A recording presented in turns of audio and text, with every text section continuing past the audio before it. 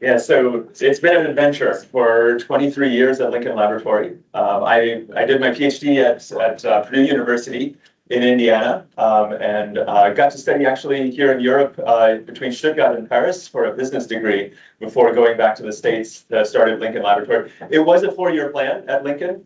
I was expecting to, within 4 years, go to work for like Intel or AMD because I am trained as a HPC high performance computing designer, chip designer, but things kind of went different, and I had enough responsibility that it would be stupid for me at 4 years to leave the laboratory. So part of this is share with you my journey in interactive HPC, but then also share with you what some other centers are doing in this space. So let's start the story off. Oops, wrong one. Let's start the story off over on the your left. Early supercomputers, starting in like 1976 with the Cray 1, were really amazing pieces of hardware. This happens to be a picture from SC18. They had on the show floor for their 30th anniversary. They had a bunch of computers from the history of supercomputing. I could not avoid putting on a Cray lab coat and standing in front of it for a picture. I thought that was a cool way to celebrate the 30th anniversary. But these supercomputers in the 70s, 80s, and even into the 90s were super expensive.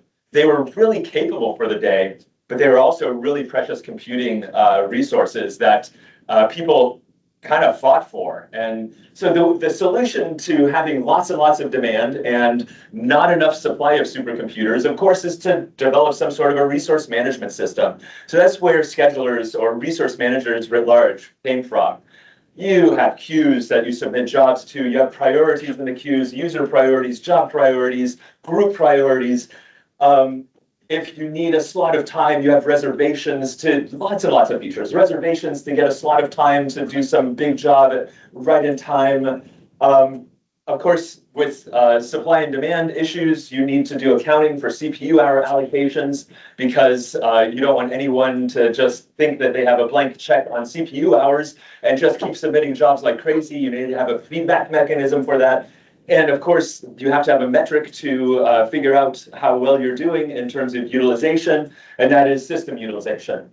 How many minutes, hours, days was each processor fully occupied so that we get our absolute most money's worth out of the massive amount of money that we paid for this supercomputer.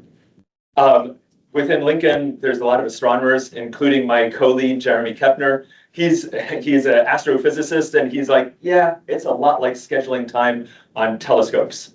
Your job will run when you will get to the telescope and do your work when there's a slot for you. It is valuable, so you get what you get and you don't get upset. It might be 3 o'clock in the morning. That might be an ideal time for what you're trying to observe, but it might also be at the most inopportune time if you're a graduate student or a postdoc. And much the same way here, your job runs when it is appropriately slotted so that the utilization remains high, but as for you, your jobs might be waiting in the queue for minutes, days, hours, weeks. So that's the way supercomputing has been. And I will argue for the type of simulations that most people did in those days, that was adequate. But let's fast forward. So I work at Lincoln Laboratory, which is part of MIT. MIT actually has 7 major pieces to it, including MIT Press. There's a real estate arm that manages buildings and things like that. But the 2 things that most people know about, obviously campus, that's what everybody knows about. But MIT also in 1951 established a national laboratory. More specifically, it is a federally funded research and development center that is associated with the US Air Force. But we are not limited to only Air Force contracts. We are limited to government contracts. We can't work off of contract. And so we work projects from Navy, Air Force, Army, but also Homeland Defense, Federal Aviation Administration, and so on. So they have to have, the projects that we do have to have some national security connection, but we can work on an awful lot of things as long as there's that national security part. We're about 4,000 full-time people, in total about 5,200 people, including part-time staff, with about as much research funding as campus has. And we are organized into 11 mission areas that are listed below, from missile defense, homeland security, air traffic control, biotechnology. I happen to be in the cybersecurity division. The long name of the cybersecurity division is Cybersecurity and Information Sciences. I am strongly in the information sciences, but while being in that division, I have also kind of by osmosis learned a lot about cybersecurity. But that's a whole different talk. So with these mission areas, what is common about all of them, and is often a really good way to get insight into what you're sensing or collecting data on, is you collect a lot of data. And with that data means usually a lot of computation. And early on in 2001, 2002, when I was first at the laboratory, it became very apparent that there was some contention. So I got to tell you a little bit more about Lincoln Laboratory. All our projects have sponsors, and at some point you have to brief out to the sponsor. And so we joke that we have two killer apps, PowerPoint and MATLAB. I have thought about parallelizing PowerPoint. It is programmable. I have programmed it. The data structure is kind of wonky, but you can work with it, of the document object model. But MATLAB is much more parallelizable. And back in 2001, 2002, Cleve Moeller, one of the founders, who just passed away recently, he wrote an article in 1995, there will never be a parallel MATLAB. And then there were some parallel MATLABs coming up. Actually, but when we created PMATLAB, I'll tell you more about PMATLAB in a little while. When we created PMATLAB, it was actually one of 29 MATLABs. And I realized fairly quickly that in order to get users at the laboratory, our supercomputing capability, if we had any sort of like cluster parallel capability, it either had to enable people to do PowerPoint faster, we're still working on that. Maybe agentic AIs will help us with that, but whole other topic. Or we're going to parallelize MATLAB. And we went in on parallelizing MATLAB. And it became pretty apparent that that was really scratching an itch at the laboratory. People often projects had huge data sets, as well as big computations, where they would like put their desktop aside for days to do a computation on a data set that they had. And so that became kind of our rallying cry is, how patient are you, or impatient, in my case, very impatient, or do you have large data sets that you're trying to process, and can we help you process that with MATLAB? Across those mission areas, we roughly break those then down into three main application types. And of course, the taxonomy trickles down from there. It's fun to talk about, but we'll stick with these three high-level applications. Supercomputing started with physical modeling and simulation, like molecular dynamics, computational fluid dynamics. A little less known, but in certain circles, absolutely important, and actually at Lincoln Laboratory, very important, is signal and image processing, because it started as a radar house. It was the radiation laboratory on campus before it moved off campus to Hanscom Air Force Base. And signal processing was everything. Actually, like 3 doors down from my first office was one of the guys, Charlie Reuther, who figured out how to most efficiently compute FFTs on like 1970s and 1980s computers.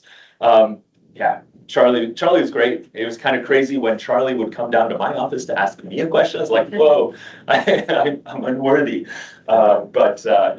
Charlie and Bernard Gold were really cool guys to talk to down the hall. So signal and image processing is another field where parallelism matters a lot, and it has very distinct differences from physical modeling and simulation in that you usually in physical modeling and simulation, you have your scenario to run, and then you produce a lot of data from that scenario, from the parameters that you're running from. Signal and image processing is usually a deluge of data just coming in right from the start. And so you have to contend with that first and often decimate your returns from the radar before even getting to the computer. And then finally, machine learning and data analysis is the third category that we talk about. And this, things like classification, detection, generative AI now is part of that. We also lump into this graph and network analysis, so sparse and hypersparse analysis, which we often cast into sparse linear algebras. So putting this all into kind of a timeline graph here, right around the 2000s when I arrived at the laboratory, it was the beginning of seeing those data analysis tasks. So our timing was kind of serendipitous that we were coming at parallel computing from a MATLAB basis with our MATLAB killer app. But we were first really addressing the signal and image processing.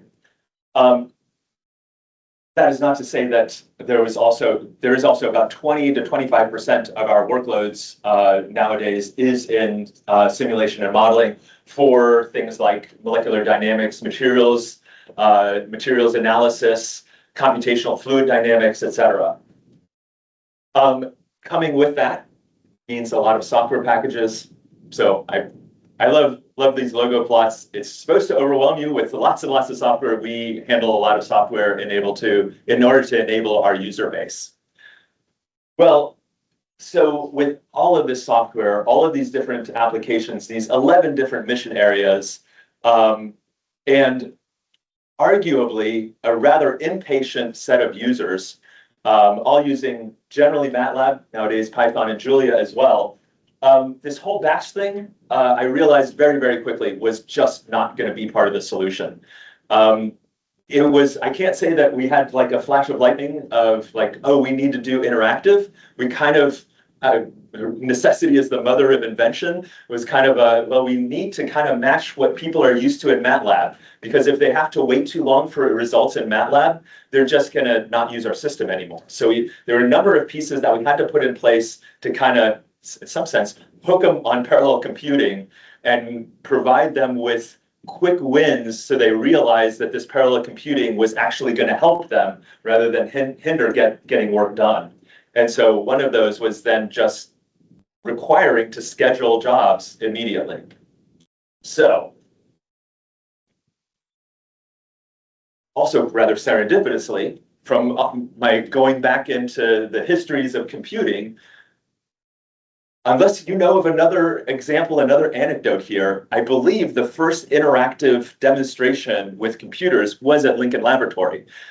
For some of you, the name Ivan Sutherland perhaps means something. So Ivan Sutherland was one of the founders of Sun Microsystems. But before he was a founder of Sun Microsystems, he was a student at MIT, and he was a staff member at Lincoln Laboratory. And Lincoln Laboratory had some of the first DoD-oriented computers. They were not super yet. And Ivan, as his PhD thesis, developed a code called Sketchpad, which was an interactive code that ran on the Transistor Experiment 2 computer, TX2.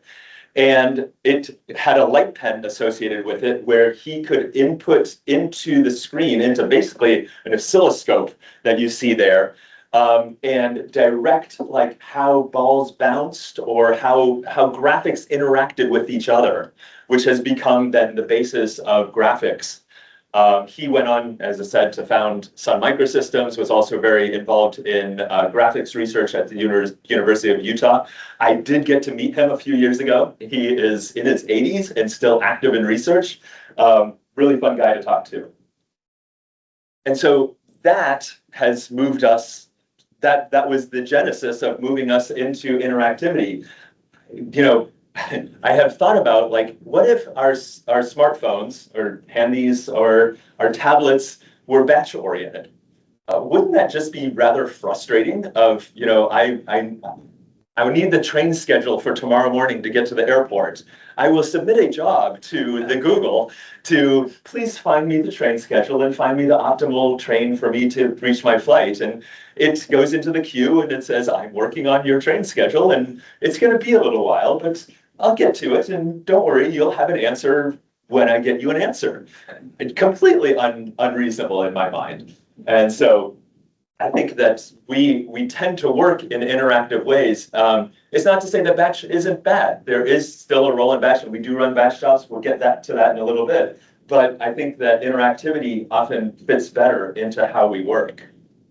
And I mean, this is a little bit of the Mr. Obvious show. If you have a bunch of intervals of orange space in between your jobs and your submission and so on, it will take time. And you might go, maybe coffee breaks are great because you're thinking, but I found that I take too many coffee breaks. First of all, I don't think as well with too much coffee, but moreover, I end up like having more and more ideas, and my ideas on what to run next just kind of stack up.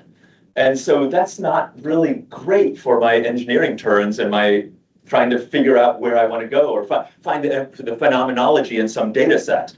So this interactive way of working with our computers as well as the supercomputers enables rapid prototyping, which the lab, which Lincoln Lab specializes in. You can also do application steering of like, well, you know, if I change this parameter midway through, I may be able to actually find the phenomenology or find the needle in the needle stack. Also very helpful with debugging. I do think that we figured out debugging in the batch queue with reservations and so on, but even that has some frictions involved. And visualization, obviously, is part of working interactively. So at Lincoln, we started just building a cluster and tying in users' desktops and laptops through the network into our clusters. Started with a 4-node cluster, demonstrated that we actually could do this. Then purchased a 32 node, added 48 to that, added another, I think, 150, and then eventually on the order of like 400 and so on. At the time, all MATLAB, now a lot more than MATLAB.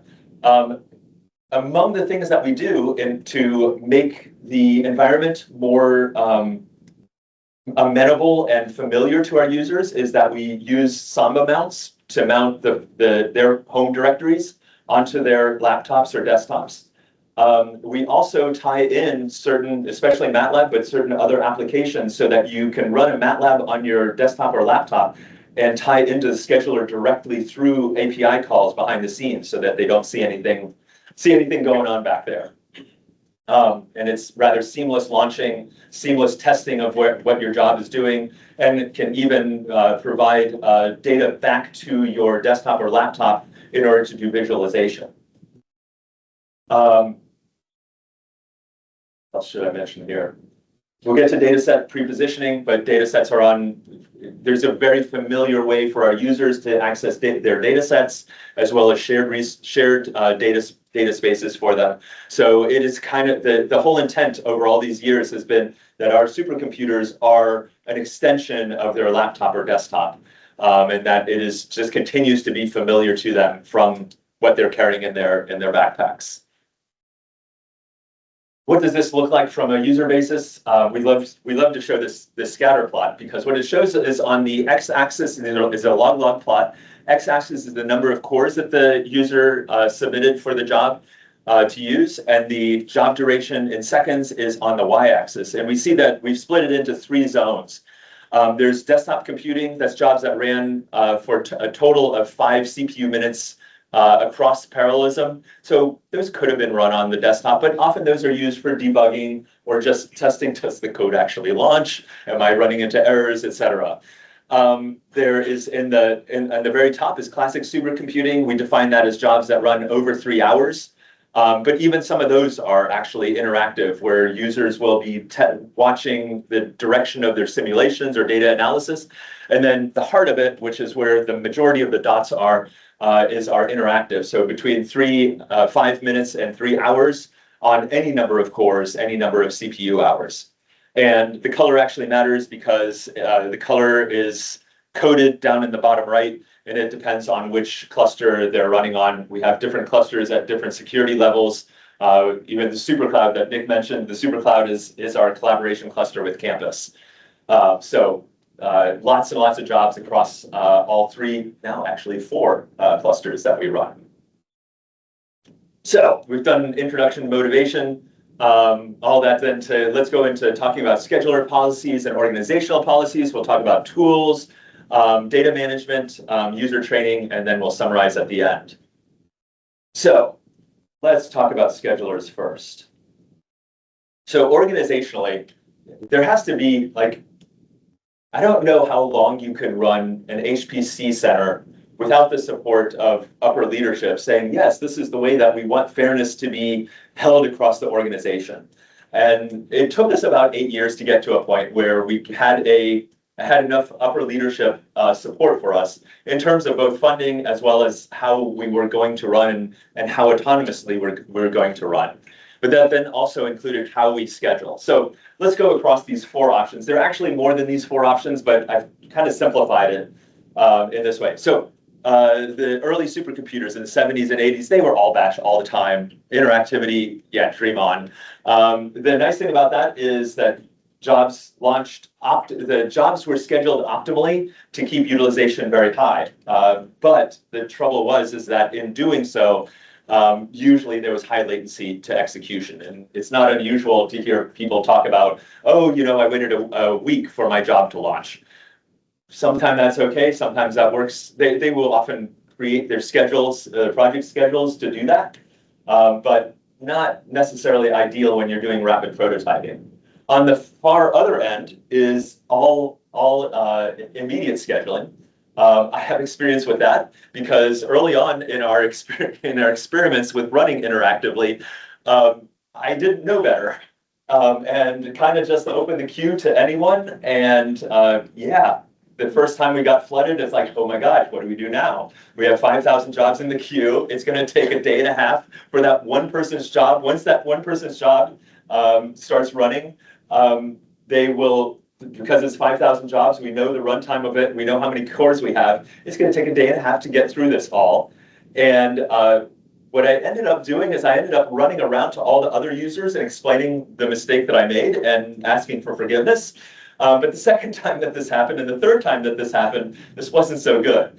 And so we ended up, when the flooding happened, we had really high utilization, but usually you don't have as high utilization of your queues and of your system. What I would say is most centers have gone to is this batch with reservations and other accommodations like bolted on interactive nodes for debugging or visualization, where usually it is tied to organizational expectations of utilization, where they say, our utilization numbers are on the scheduled nodes, and if you're doing visualization or debugging or stuff like that, that doesn't count. Okay, it works out for your metrics, and everybody's agreed, but I won't say it's cheating, but it is definitely working your metrics. So it works for some, but there is more interactivity that could be had. Now, that interactivity does require some other bounds that you need to do. And then what we have done is, so first of all, we limit how many nodes you can run on at a single time. So like the default with our main CPU-only queue is that you can run on 32 nodes. We have on the order of 500 nodes in that queue, so everybody can get somewhere around 6% of the entire partition at any given time. They can ask for increased allocations if they like, and we will have either a 2-week, 3-week, 4-week increased allocation with a renegotiation at the end of that period. And that could be as much as like half of the partition to run on. But we have to have some way to statistically bound how many jobs can be running, how much anyone can submit at a given time. The other thing that we did that may be a little unique, but I think there's other centers that do this, is that we don't require our users to set a end time to their jobs.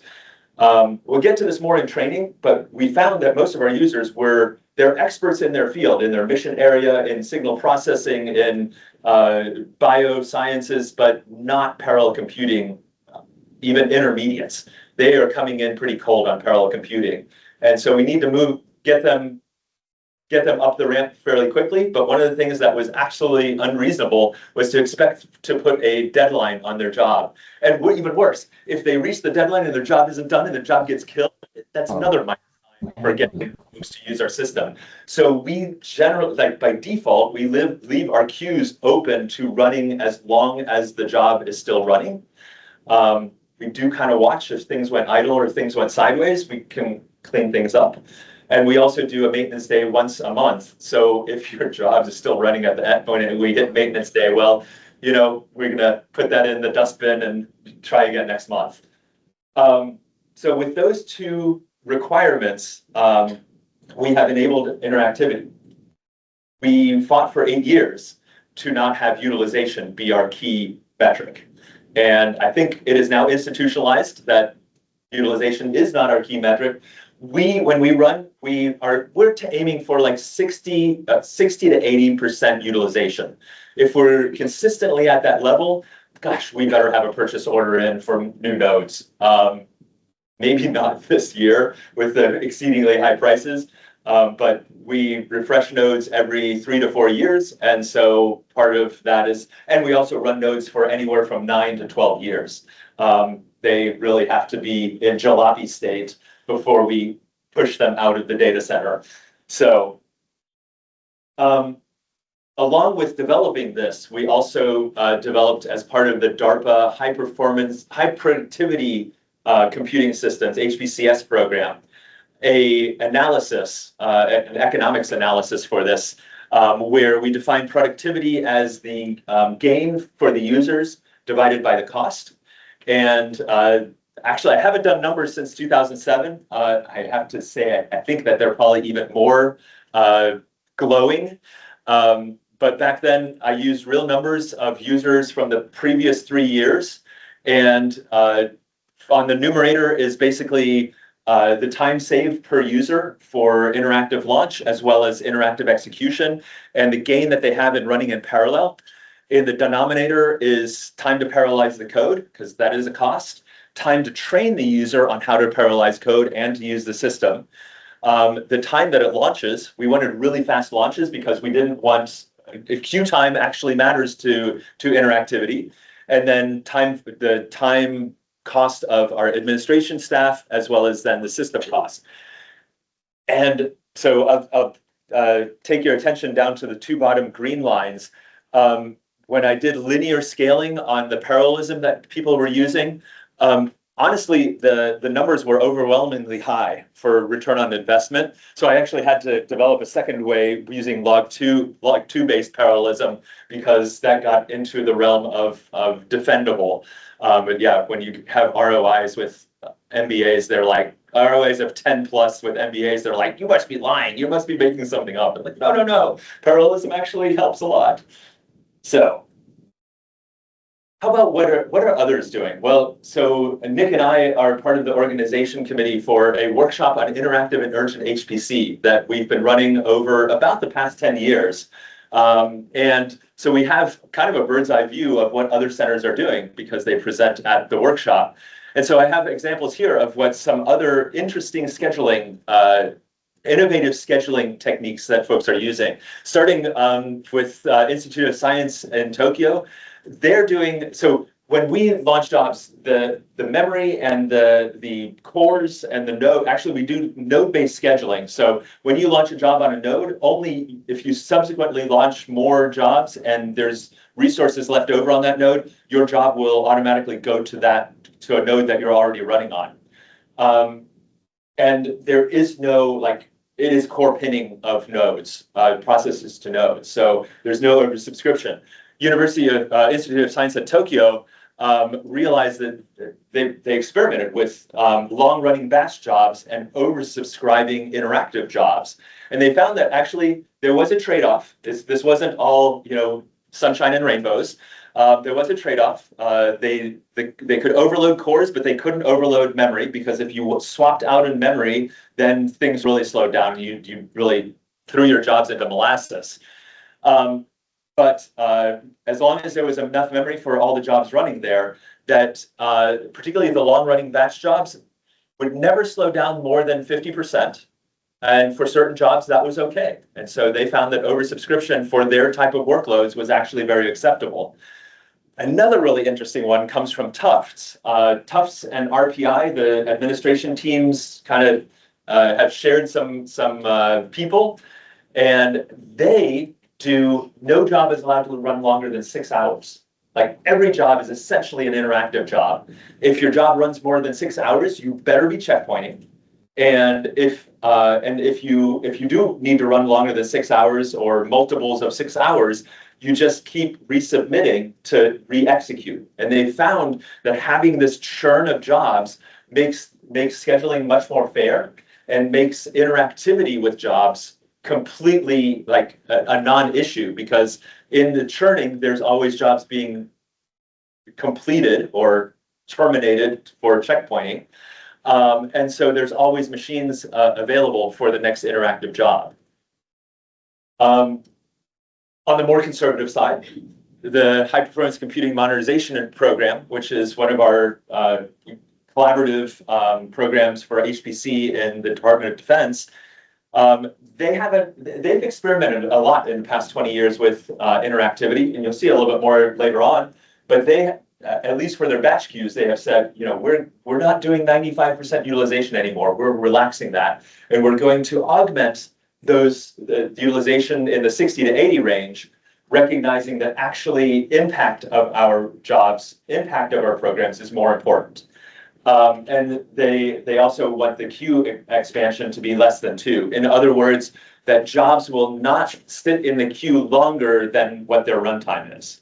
And they have some predictive analysis to making that work. And some kind of aggressive scheduling techniques for that. And then finally, Department of Energy, and particularly Berkeley Laboratory and NERSC. I don't remember the acronym right now. Johannes, right? I used to work there for 6 years. I don't remember that. Yeah, it doesn't roll off your tongue. Sorry. Something national in energy. Yeah. But so Perlmutter is one of the systems that was on the top 5 for a while. And they have been experimenting both with the whole system as well as a subset of the system to do on-demand scheduling on that. They've experimented with Slurm versus Kubernetes. They had a simulator doing analysis of different policies, and then even demonstrated an urgent data analysis job execution for the DI2 program. DI2 is a nationwide fusion energy program where using a tokamak accelerator in San Diego, it ships data up to NERSC up in Berkeley, California, and they have done some really interesting stuff of doing basically on-demand decision making with a deadline of like 10 minutes to decide whether to run the next tokamak run, with the intent of seeing did they do damage in the previous run. It went from sometimes taking days to decide whether it was safe to run the next run down to 10 to 15 minutes oftentimes in their demonstrations. So some different ways of handling scheduling. There's even other examples among the papers of the workshop. In terms of resource manager, I mentioned Slurm versus Kubernetes. Let's do a little bit of definitions. I think both of those I would consider resource managers. And under resource managers, there's at least 2 branches.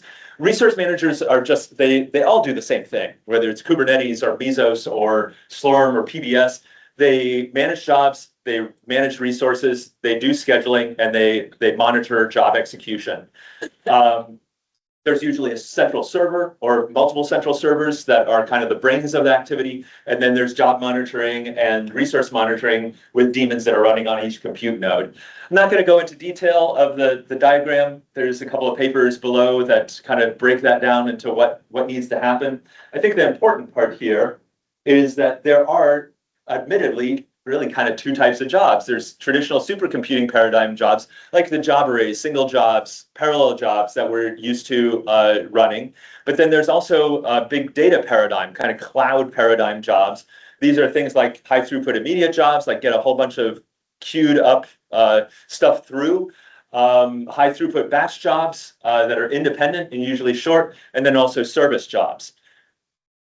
They're all resource managers. So we should be able to run all 6 types of jobs, regardless of whether you're using a traditional scheduler or what I would call Kubernetes really an orchestrator. Orchestrators actually have their own historical lineage going back to financial corporations in like the 70s and 80s with business machines, where they would have a lot of stuff to process on all the accounts or all the investments in a portfolio. And in the Wayback Machine, like in the 80s and 90s, the orchestrator to have in financial firms was called Platform Symphony. And that was the sister resource manager to Platform LSF, which is now IBM Platform LSF, et cetera, et cetera. It came out of the same research laboratory at University of Toronto, and they realized they needed 2 different types of schedulers, 2 different types of resource managers. Kind of to break this all down, I think that schedulers like Slurm are really good at maintaining a queue. If you don't have a job queue, the scheduler really doesn't, if everything is completely interactive and you don't have a queue of jobs to work with, you're not going to be nearly as optimal in scheduling your resources. The other thing that schedulers are really good at doing is launching MPI type jobs, especially if you're trying to map to certain hardware in the network topology and so on. Slurm is absolutely fantastic.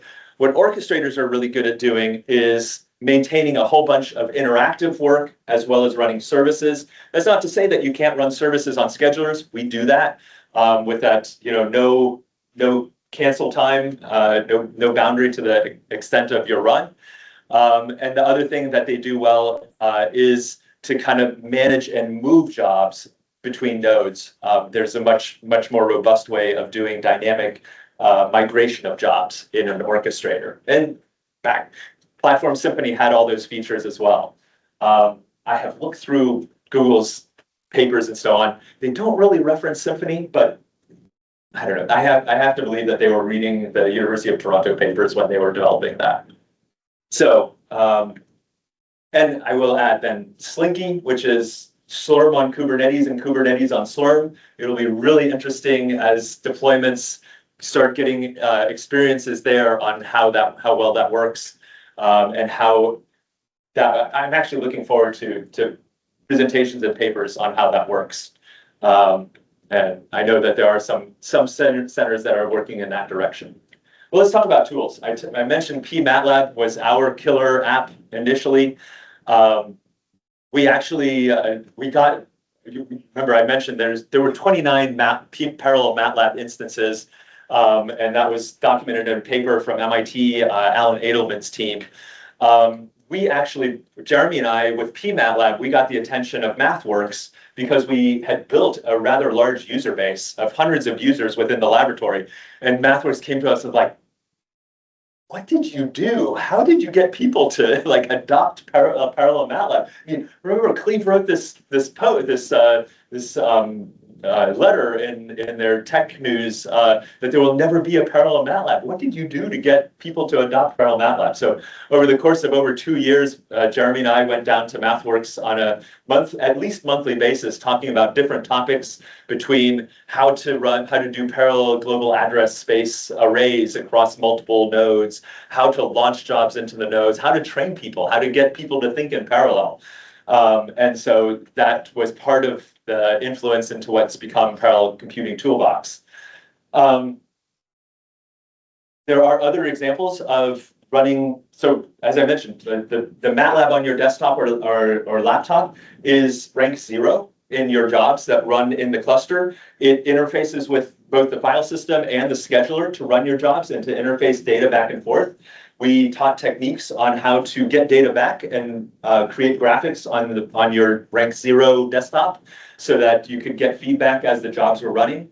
So a very interactive nature of that. Python and Julia and other R high productivity languages have come around, and so we do have a pPython, and pJulia is in the works. But yeah, we found that was a quick way in. But we have developed then other ways to do parallelism, interactivity with our system. Of course, we have Jupyter notebooks, the interactive MATLAB. You can run with VS Code, grab a hardware node, grab a node with interactive hardware. We have interactive web dashboards, which is also what we use to run different LLM agents, Gen AI agents. And we even have dynamic databases. Some of our user base just needs databases to interact with their data more than with the file system. So we have PostgreSQL and a Cumulo databases available there. I have to give a lot of credit to NERSC again for being the pioneers in enabling Jupyter on HPC systems going all the way back to 2013. One of our organizing colleagues, Roland Thomas, was at the center of making that work at NERSC. We have integrated that into our portal capability. We have a very homegrown portal in typical Lincoln fashion. Everything that we do is a prototype. Even when it's production, it's still very prototypey. So we continue to run our own portal, but we have integrated Jupyter into that portal. Some other centers have taken a different tack on the interface that users get, and they are running VNC type desktops on compute nodes and then projecting back that desktop to the user's laptop or desktop.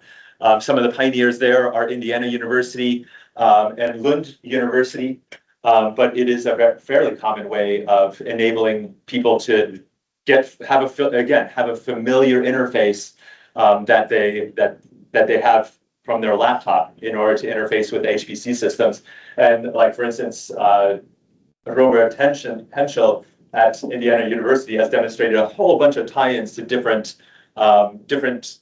queuing capability, but then also even applications that automatically launch jobs into their HPC capabilities through the desktops. And their desktops migrate from wherever they're running, so they can sleep them. It'll come up elsewhere on campus right where you left off. And then I can't ignore Open HPC, Open On Demand, coming from Ohio Supercomputing Center and the University of Virginia. This has. How many of you have Open On Demand on your systems? Yeah, I was expecting quite a number of hands. I find this is a brilliant way of, again, a web interface, a very familiar interface for users to gain access. We have thought about running Open On Demand, but we have decided to keep in that prototypey mentality. We've decided to keep our own homegrown portal for the time being. But this is a fantastic way to reach out. I will say that the research desktops and Open On Demands, we have seen challenges with getting people to think parallel, but that's by no means any different for us, where I have gone to users' desktops and seen 18 terminal windows, each with their own job, because at that point, that was the parallelism that they could think of. And they had not made the leap to jumping to batch queues yet.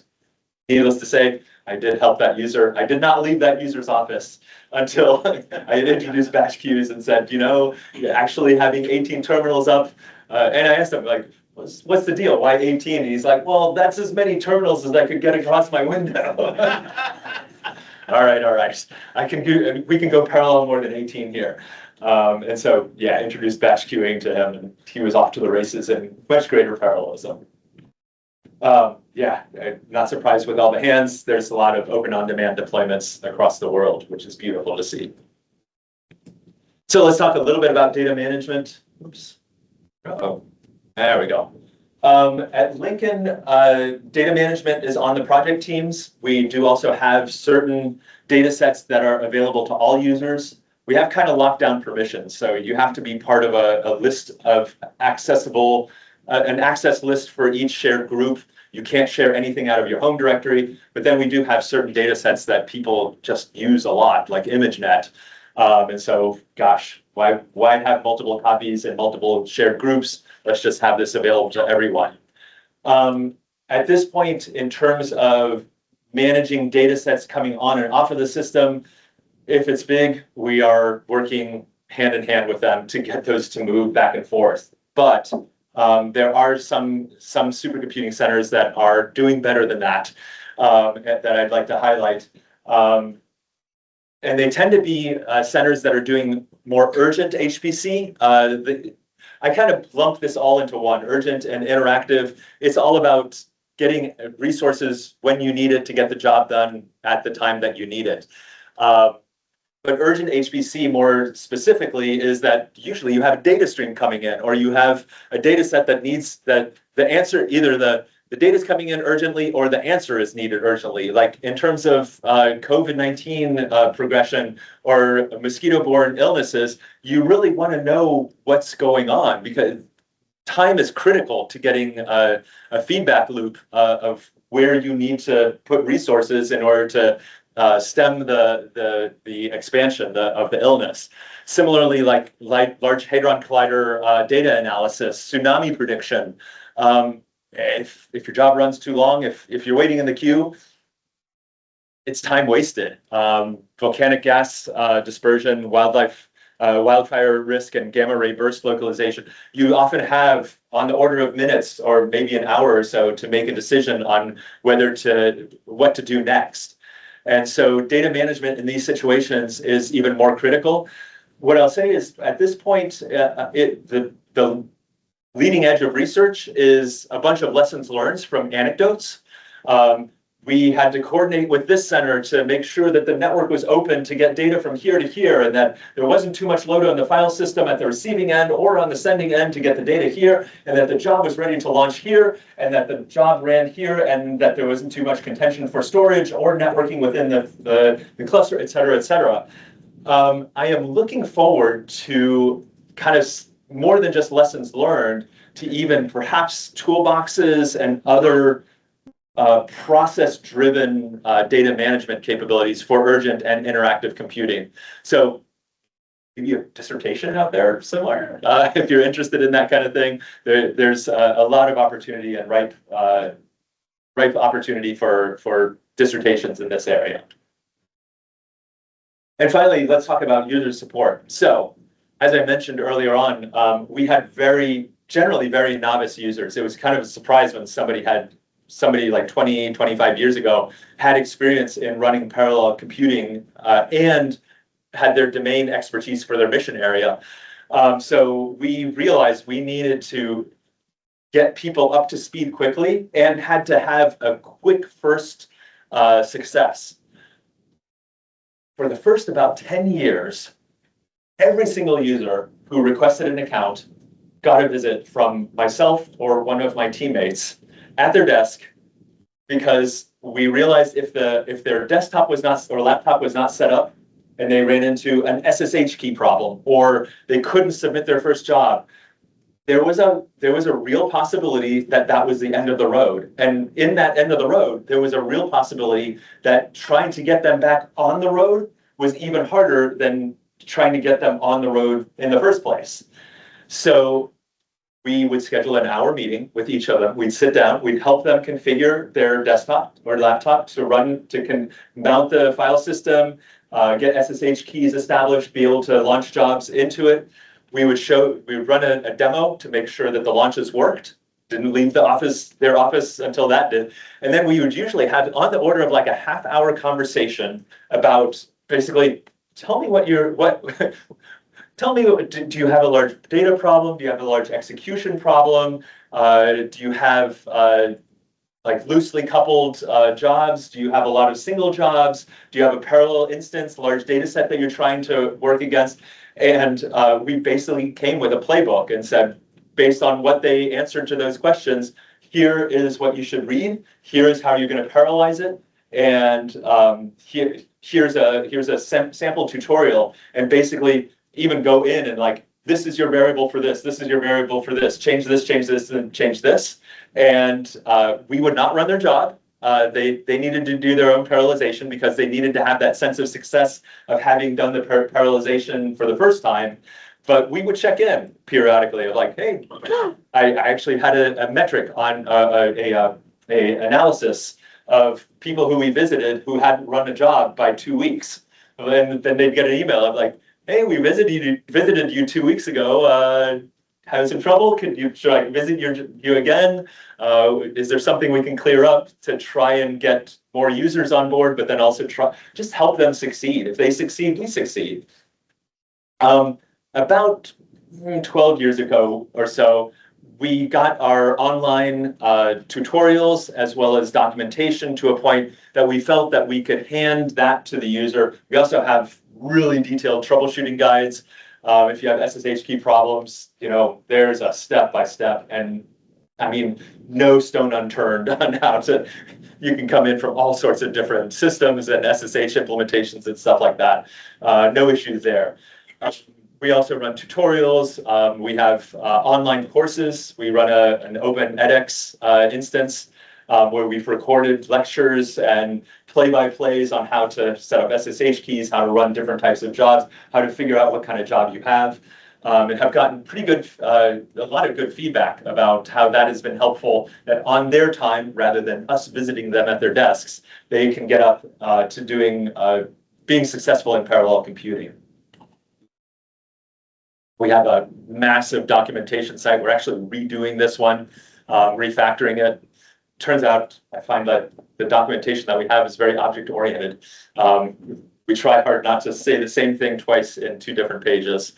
Lots of hyperlinks back and forth. And then, of course, we have these tutorials.